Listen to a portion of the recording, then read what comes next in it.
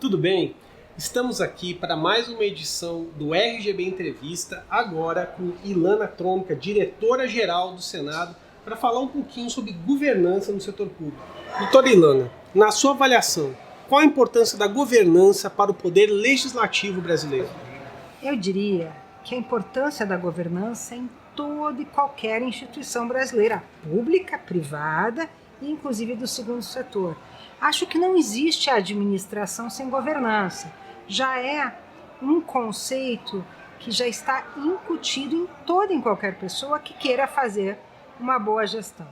Agora, se somos o poder legislativo, se é nossa atribuição fazer as leis, e o objetivo das leis é criar um ambiente melhor para todos os brasileiros, é nossa obrigação fazer o dever de casa. E a administração pública tem que se pautar pela boa governança. É uma obrigação de todos os órgãos públicos e ainda mais do legislativo, onde são feitas as normas que vão reger o ambiente em que estarão todas as outras organizações brasileiras. Sem governança, não há gestão.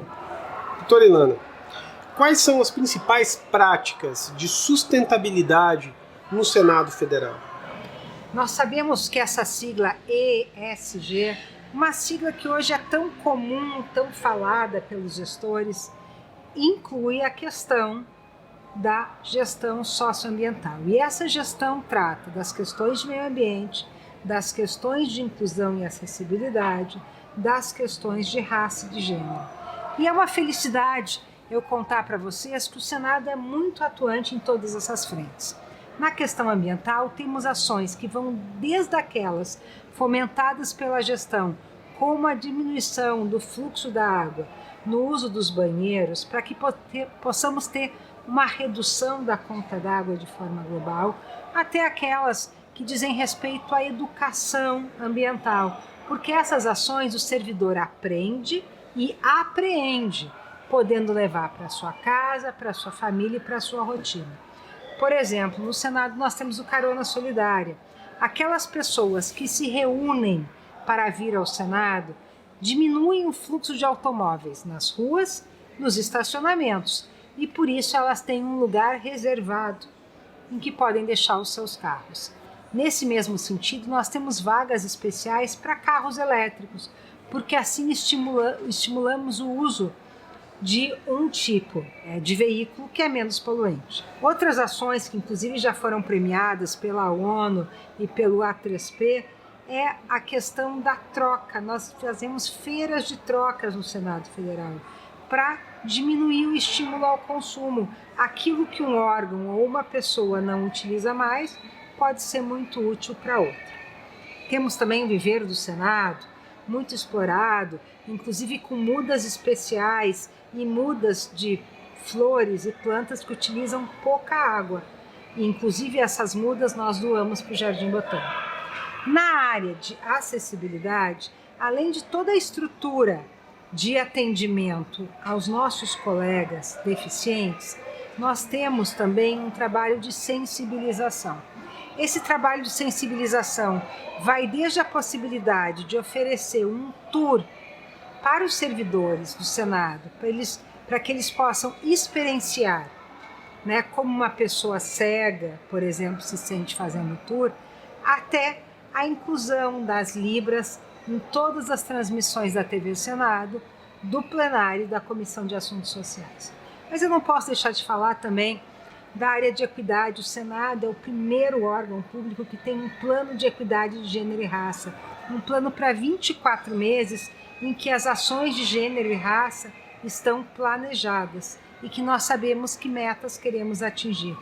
Por exemplo, uma das ações do plano que já atingimos é a instalação de fraldários, também em banheiros masculinos e de deficientes, porque equidade é para todos, igualdade é para todos, e o homem também tem direito de visitar o Senado com seu filho.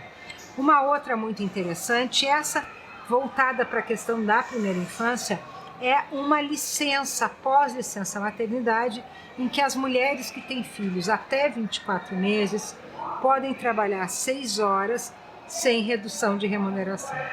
E a nossa última frente é a questão da raça. Esse ano, o calendário anual do Senado e a agenda do Senado se dedicam à questão da raça, tanto à história das grandes personalidades negras, como aos artistas plásticos negros. E com isso nós vamos mostrando a contribuição do negro na história do Brasil.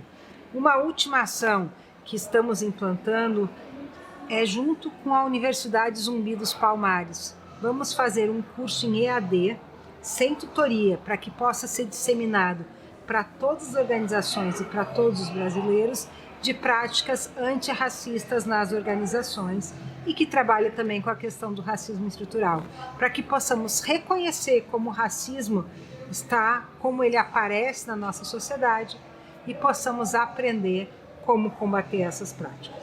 Doutora Ilana, como os órgãos públicos podem promover uma boa governança na gestão de pessoas? Primeiramente, acho que a disseminação da governança dentro do aspecto de gestão de pessoas deve estar focada na aprendizagem, no treinamento e na capacitação. É necessário que os aspectos relacionados à governança corporativa sejam disseminados através de treinamentos, através de capacitação, através do aprendizado.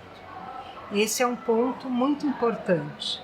Precisamos ensinar, dividir, estimular as pessoas a conhecer as suas práticas de governança, porque as práticas de governança não estão estabelecidas apenas no nível estratégico da organização. Elas passam a ser compartilhadas com o nível tático e com o nível operacional. E nós sabemos que o nível tático e o nível operacional, eles conhecem processos específicos da instituição. E se eles têm a governança como princípio, eles podem, nestes processos tão característicos de suas áreas, fomentar a governança. Por isso, as pessoas são fundamentais na disseminação da governança. E a governança deve ser uma governança aberta, uma governança participativa, uma governança que oportunize a todos os estágios da organização ter esses princípios e aplicar esses princípios em todos os processos. Nós temos que entender que a alta gerência, a direção estratégica, ela olha os macroprocessos, mas toda organização tem macroprocessos e microprocessos.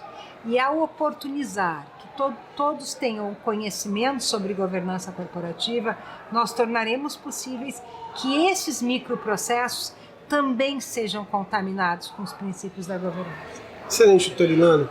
E na sua opinião, qual a importância de que a gestão pública considere questões como igualdade de gênero e equidade no setor público? Bom, eu não consigo entender uma organização que não considere essas questões. Porque essas são questões da atualidade, da demanda do nosso país.